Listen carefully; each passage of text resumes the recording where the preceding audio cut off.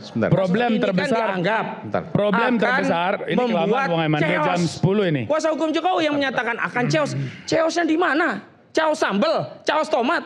Jadi asumsi-asumsi itulah yang alih-alih bisa menenteramkan batin anak bangsa biar rukun kembali, justru menyulut api pembelahan makin besar. Kenapa?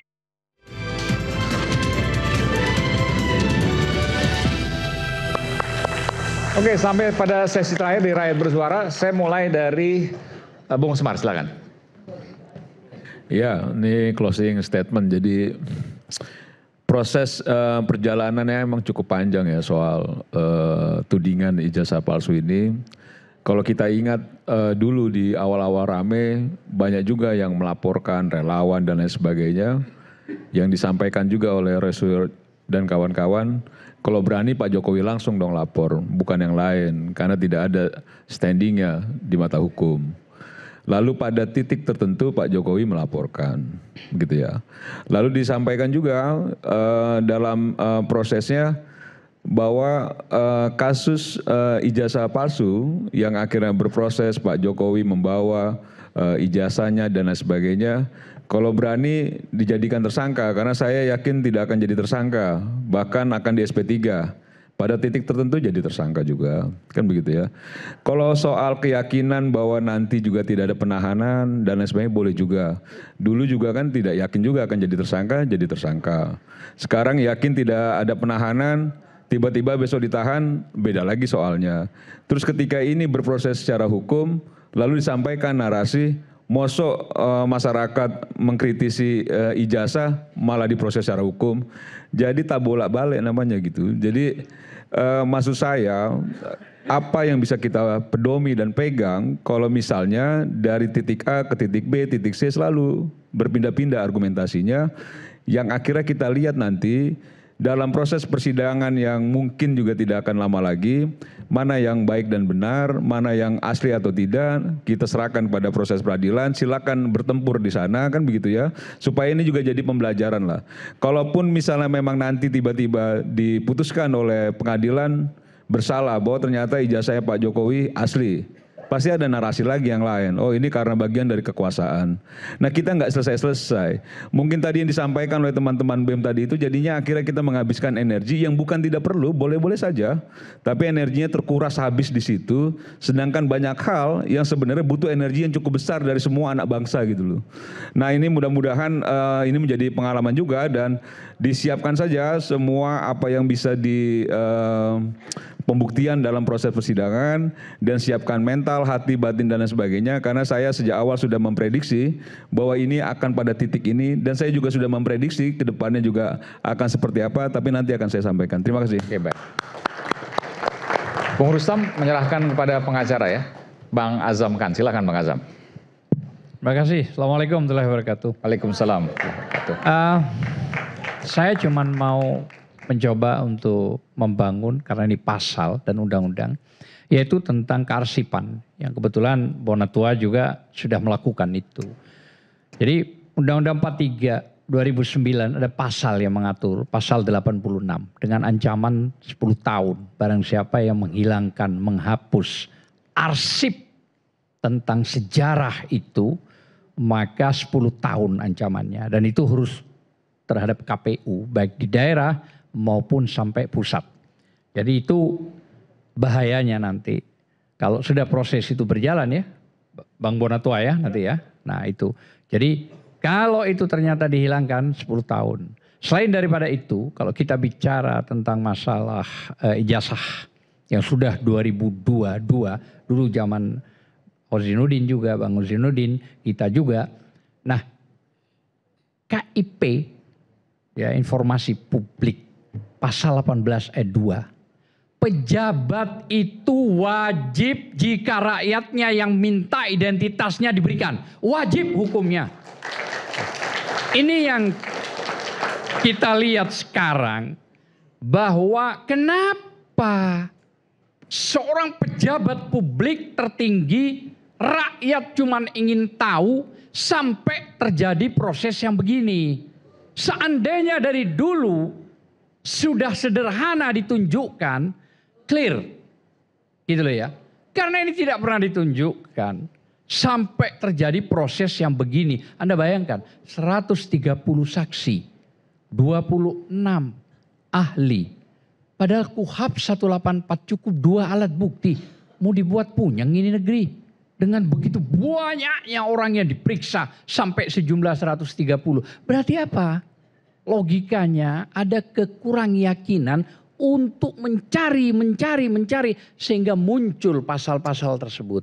Padahal pasal-pasal tersebut itu saya sudah kemarin waktu di TV One sudah bilang kepada Kapolda bahwa Anda tidak pantas dong menyampaikan ini ada edit terhadap Roy Suryo CS atau 8 tersangka. Yang mana yang diedit? Itu dulu yang harus dibuktikan. Dan sudah jelas beberapa pakar-pakar semua menyatakan bagaimana proses perkara ini berjalan. Oh enggak pernah ditunjukin itu aslinya. Terima kasih. Assalamualaikum warahmatullahi wabarakatuh. Oke, closing statement nih. Ya, silakan kalau mau jawab juga silakan. Kalau mau dijawab yang ini kan dari kemarin sebenarnya itu saja. Bahwa kemudian pasal 18 Itu undang-undang, Bro. Iya, itu aja yang kita bahas. Dari kemarin tunjukin ijazahnya. Kan ada 2 nih yang saya lihat, yang saya perhatikan bahwa ini sebenarnya mau lihat ijazah atau pegang ijazah sih sebenarnya. Ini itunya, Bang Aiman. Ini mau lihat ijazah atau mau pegang ijazah, Bang? Ya dua-duanya setelah dilihat. Oke. Mau pegang. Jadi gini, setelah ditunjukkan, tentu misalnya ini ditunjukkan. Oh ya, ya itu namanya melihat dan memegang gitu loh, Bro. Mau pegang ijazahnya. Bukan.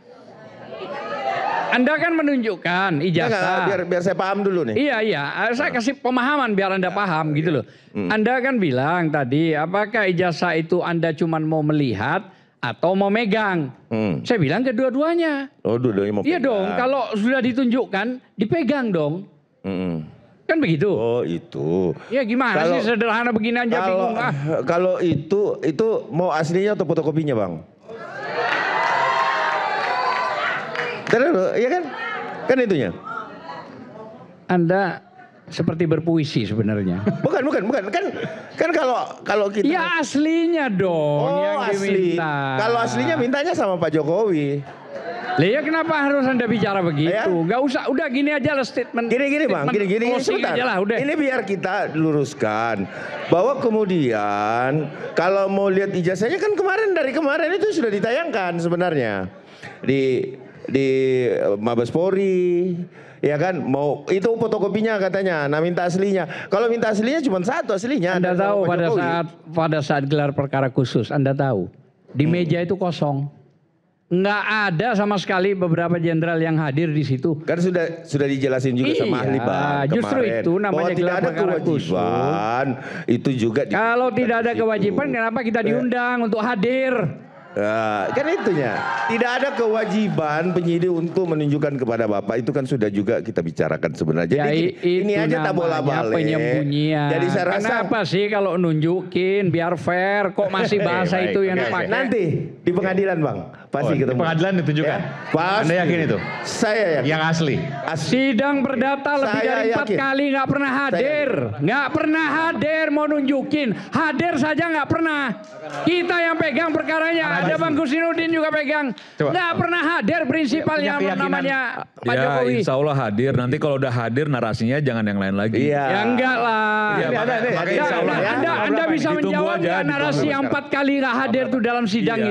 itu? 4 kali perkara itu. Insya Allah besok hadir. Besok Ditunggu hadir. aja. Ya.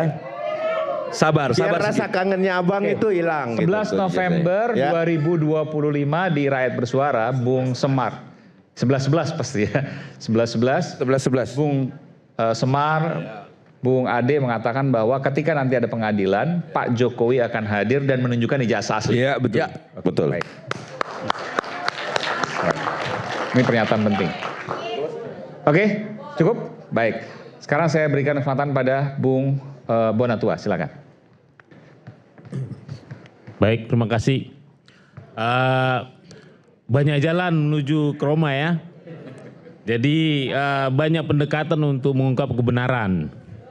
Ya, kemarin kita saksikan di kepolisian ya, ini pasti mengungkap dalam rangka undang-undang KUHP ya, pidana ya.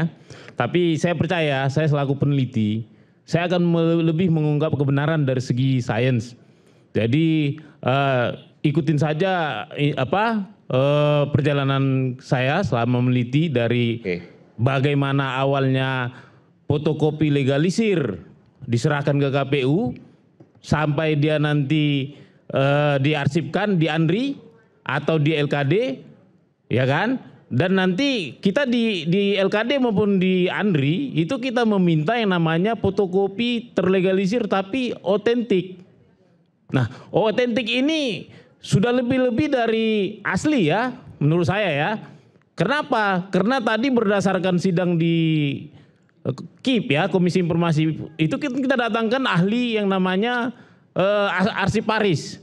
Jadi terungkap bahwa setiap LKD, lembaga kearsipan daerah maupun ANRI, ketika menerima dokumen dari KPU, mereka harus melakukan yang namanya autentifikasi. Mereka harus melibatkan ahli-ahli yang kompeten untuk itu, termasuk arsiparis dan para ahli dokumen forensik.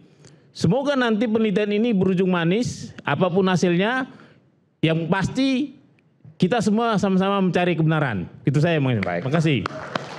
Bung Osit, silakan. Baik. Yang dibutuhkan itu bukan banyaknya data atau fakta, tapi relevansi. Jadi tak perlu 700 bukti, 22 saksi, 130 saksi. Asalkan ada bukti yang mengarahkan ijazah itu asli, sebenarnya selesai ya, ini ditunjukkan. Selama ini Saudara Joko Widodo memang menempuh jalan lain. Misalnya ingin meyakinkan publik bahwa ijazahnya asli dengan menunjukkan Bambang Tri di penjara, Gus Nur di penjara. Apakah hari ini akan berpetisi? Tinggal targetnya. Kalau targetnya ingin menjarakan orang, oh tentu itu bisa menjadi jalan untuk memenjarakan. Tapi kalau targetnya untuk meyakinkan orang tentang keabsahan, keaslian ijazah, saya yakin apa yang terjadi pada kasus Bambang Tri juga akan terrepetisi, di mana publik tidak akan meyakini orang berijazah asli dengan adanya orang di penjara. Dan Bung Boni, saya termasuk tidak setuju hal-hal yang teknis itu tidak penting, karena substansi dan prosedur itu sama-sama penting. Khalifah Ali Karamallahu Wajhah ketika bersengketa baju zirah dengan seorang Yahudi itu menghadirkan 2 saksi, terpenuhi minimal 2 saksi. Tetapi saksinya itu adalah putranya Hasan dan Husain. Lalu apa yang dilakukan oleh Qadhi Shuraih? Memutuskan bahwa baju zirah itu milik Yahudi dan mengalahkan Imam Ali. Padahal Imam Ali adalah khalifah keempat bahkan. Amirul Mukminin, bersengketa dengan rakyat biasa tapi kalah. Kenapa? Prosedur pembuktian harus benar. Karena di dalam hukum acara Islam, saksi yang masih ada hubungan saudara tidak diterima keterangannya. Nah hari ini soal teknis pasal, enggak, soal teknis ini substansial. Karena dengan memasukkan pasal yang bisa menahan, itu berarti kemerdekaan seorang anak bangsa bisa terenggut. Bung Kosi, saya tadi tidak memperkarakan soal. Dan saya, sebentar, saya lanjutkan dulu. Saudara nanti, silakan saja tanggapi nanti. Ini closing statement. Kamu makin tersesat, saya nggak suka. Nah, saya nggak tersesat, saya punya pandangan sendiri. Nanti kamu. Saudara jangan mengatakan saya tersesat. Dulu. Silakan berpendapat. Saya mau menyampaikan pendapat. Saudara tunggu. Saudara punya kesempatan. Saya ingin melanjutkan. Ini closing statement. Saya berbeda pendapat. Menafsir saya. Saya berbeda pendapat. Saya harus melanjutkan dulu. Menafsir saya secara silakan salah. Anda menafsir saya nanti. Ada giliran saudara. Menafsir saya salah. Pendapat. Maka saya koreksi. Punya pendapat. Supaya boleh lanjut bicara. Nggak bisa. Memberikan saya. Salah menafsir saya. Silakan, itu pendapat saudara. Tidak bisa di sini. Saya harus luruskan. Saya akan lanjutkan. Oke. Kalau kau benar. Izin moderator. Nanti saya berikan kesempatan. Nanti saya luruskan. Kalau Bung Boni mau saya luruskan pendapat ke saya silakan. Saya lanjutkan. Bukan. Baik, nanti saya berikan kesempatan. Hari ini. Nanti saya berikan kesempatan. Ini problem serius. Karena nanti kan begini. Kalau kita sudah salah menafsir, iya, nanti dijelaskan. Setelahnya. Nanti dijelaskan. Poin-poinnya dijelaskan. Nanti saya berikan kesempatan. Silakan. Baik, saya lanjutkan. Anda nanti menafsirkan saya salah, saya biarkan begitu. Begini, lanjutan saya adalah. Jadi hari ini jangan menganggap bahwa pemasukan pasal-pasal dianggap sepele. Nanti ini akan menjadi modus operandi, perkaranya sepele tapi dimasukkan pasal bisa menahan. Dan sinilah kedaulatan anak bangsa terenggut. Dan kemudian kalau divonis bebas, apa pertanggungjawabannya nanti saat ditahan? Itu dari sisi prosedur yang pertama berujung kepada kemerdekaan yang terenggut. Yang kedua, janganlah kita kasih hakim itu perkara yang barang busuk. Maksudnya begini, kadangkala hakim itu ingin memvonis bebas. Tetapi karena sudah ditahan lama oleh polisi, oleh jaksa, mau nggak mau memvonis bersalah, setidaknya divonis untuk menutupi masa tahanan sehingga tidak ada kesalahan di polisi dan di jaksa. Kalau divonis bebas, kerjaan kalian apa jaksa, polisi, kenapa menahan? Itu yang terjadi di Edi Mulyadi. Saat ada ungkapan kinayah, majasi, jin buang anak. Ditahan 7 bulan, divonis berapa? 7 bulan habis itu langsung keluar. Artinya sebenarnya secara substansi hakim ini tahu nggak salah. Biasa dan hari ini IKN-nya Jokowi memang jadi tempat jin buang anak, mangkrak. Begitu. Nah, saya tidak mau ada anak bangsa nanti akan menjadi Edi Mulyadi selanjutnya. Dan karena itulah hari ini saya hadir itu juga untuk menyampaikan pandangan bahwa tidak bisa meminjam tafsir kekuasaan kemudian ya silakan. Nanti ya ada hakim, nanti kalau ditahan ngomong apa lagi. Enggak, sekarang hari ini justru kami ingin menjadikan seluruh rakyat sebagai qadhi, sebagai hakim. Karena hari ini mohon maaf ada pengadilan tapi kesulitan sekali bagi rakyat untuk mencari keadilan dari lembaga yang namanya peradilan. Justru hari ini rakyat itu butuh ya forum-forum rakyat bersuara. Kenapa? Biarlah rakyat yang menjadi hakim. Mereka yang mengadili. Apakah rakyat kemudian meyakini ijazah itu asli hanya dengan adanya 1, 2, 3, 4 atau 1000 anak bangsa di penjara? Atau sebaliknya? Justru kajian-kajian ilmiah ini ya yang makin meyakinkan rakyat. Soalnya karena sekarang ada 2 hal. Secara hukum, secara politik. Ini bicara tentang legacy dan legitimasi. Dan saya juga tidak setuju, tidak sependapat masalah ijazah dianggap sepele. Kalau memang ijazah dianggap sepele, hapus ketentuan pasal 169 Undang-Undang Nomor 7 Tahun 2017 tentang pemilu. Sehingga tidak perlu syarat untuk menjadi presiden atau wakil presiden minimum ijazah SMA sederajat. Bikin aja anak TK bisa nyalon presiden. Anak PAUD bisa jadi presiden. Kalau syarat 169 diuji ke MK diubah bahwa setiap anak PAUD itu boleh menjadi presiden atau wakil presiden, sudah sah Gibran itu jadi wakil presiden. Gak perlu kita persoalkan ijazahnya begitu loh. Jadi jangan mensimplifikasi persoalan seolah ini hanya membelah, menimbulkan apa yang disebut tadi. Problem yang terbesar di dalam diskursus publik. Sebentar. Problem terbesar.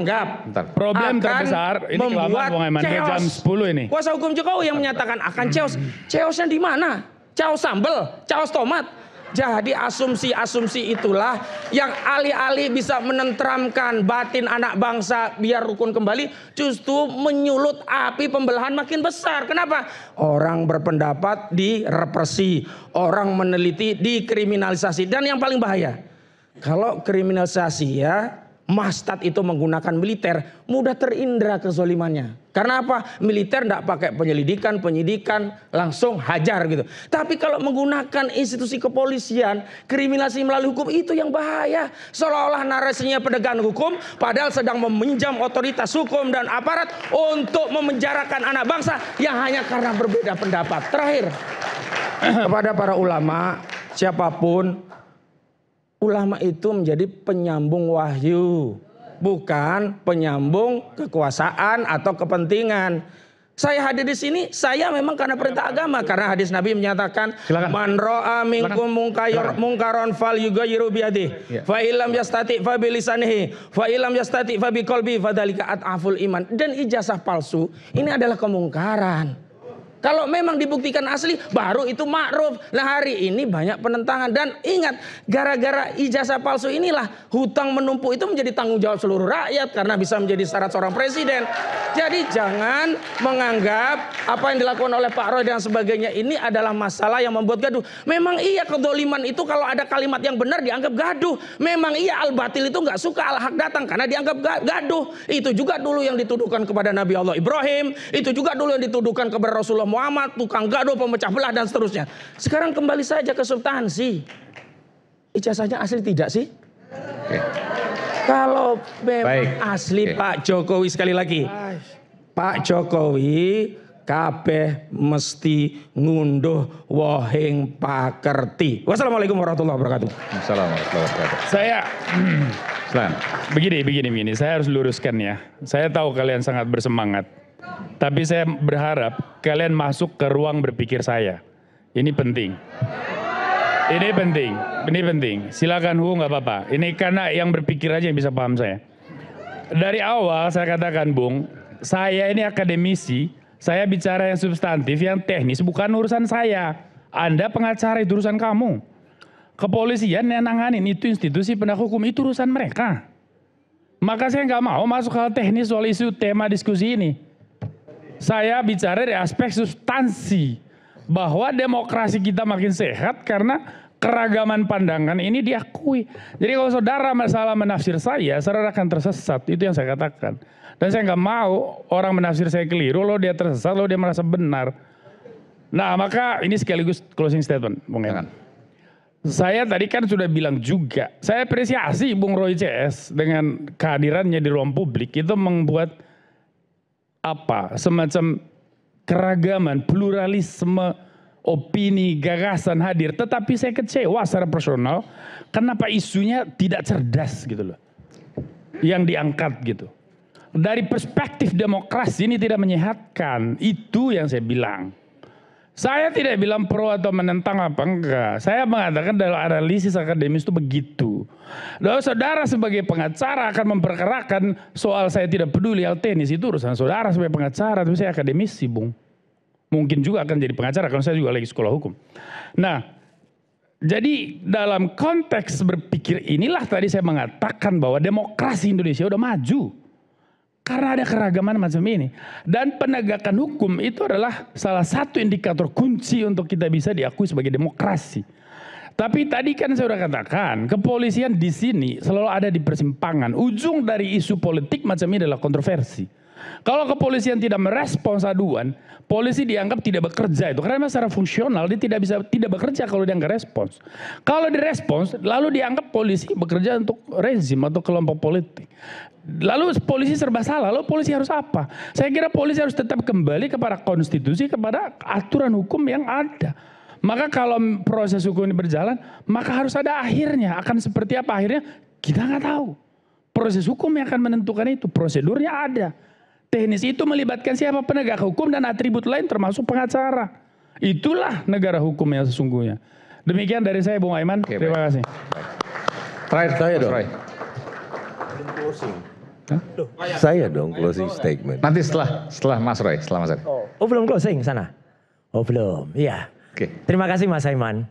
Beberapa hari terakhir kita memang sering mendengar istilah-istilah ini membuat gaduh kata adik tadi. Sebenarnya tidak. Yang membuat gaduh itu adalah orang yang tidak mau menunjukkan kejujuran dan kenegarawanannya. Ya. Dan lagi-lagi karena dia tidak jujur, tidak negarawan, maka selain termul, ada juga Mas Aiman istilahnya kormul. Kormul itu korban Mulyono.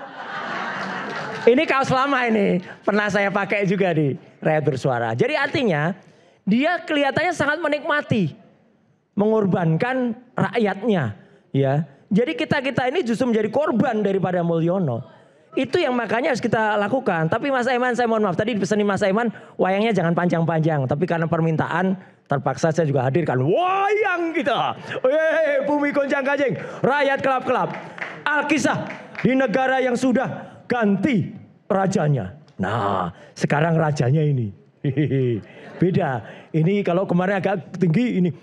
Saya yang tanggung jawab soal was. Saya yang jawab, rakyat yang nanggung. Itu namanya tanggung jawab. Tapi saya nggak mau. Kalau ada nanti 8 itu angkaku. Kok dipakai, digunakan untuk mempidanakan orang, 8 orang. Ya, wah sementara itu termul semuanya muncul. Ayo pidana, masuk. Wah, ini termul yang dulu pernah di Rakyat Bersuara.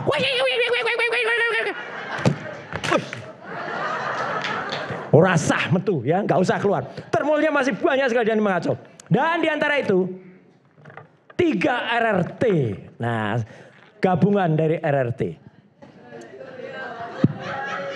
Di sini ada R yang pertama. Di sini ada T, Tiasuma. Di sini ada juga R yang lain. Ini pakai software Ericsoft. Ini rekayasa. Nah, kami bertiga itu sekarang lagi menghadapi satu proses yang insya Allah akan kita hadapi bersama. Kami tidak gentar, apalagi hanya untuk mengungkap ijazah. Bahkan ijazah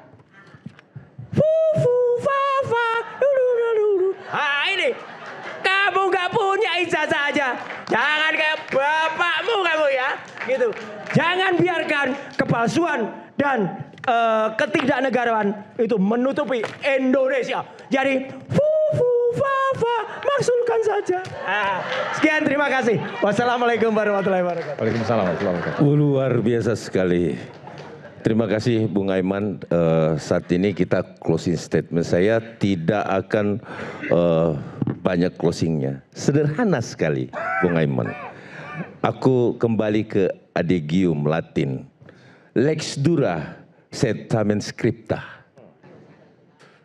Begitulah kejamnya hukum. Namun tetap tertulis.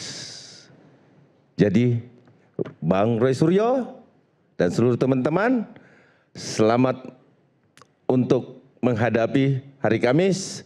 Semoga bisa menjawab dan kami doakan sehat selalu, apapun keadaannya, mau ditahan ataupun tidak. Amin. Terima kasih Bang Roy Suryo. Oke, baik. Terima kasih Bung Aiman. Sebelum biasanya saya closing dulu baru, tapi sekarang salaman dulu. Cukup tadi udah sampaikan. Oke, baik. Ada yang mau disampaikan? Ada, oh ada. Oke. Demokrasi singkat aku aja. bantu kamu untuk ngomong. Singkat saja. Oke, singkat saja mungkin hari ini di tengah kondisi yang seperti ini, mungkin mari sama-sama kita berpikir jernih untuk bisa menjaga demokrasi kita. Mari untuk mempercayakan suatu kasus ini kepada hak dan kewajibannya, yaitu instansi hukum, yaitu kepolisian. Mari kita berikan kepada kepolisian untuk bisa bekerja secara transparan, proporsional, dan akuntabel. Mungkin hari ini dengan itu pula, mari kita jaga demokrasi kita di Indonesia ini, karena sah-sah saja ketika kita menyampaikan yang namanya aspirasi. Karena hari ini di tengah keadaan kita di rakyat bersuara, kita sampaikan bahwasannya BEM Nusantara akan terus menjadi mitra strategis, mitra kritis untuk pada pemerintah. Mungkin itu saja. Dan dukung rakyat bersuara. Dan dukung rakyat bersuara.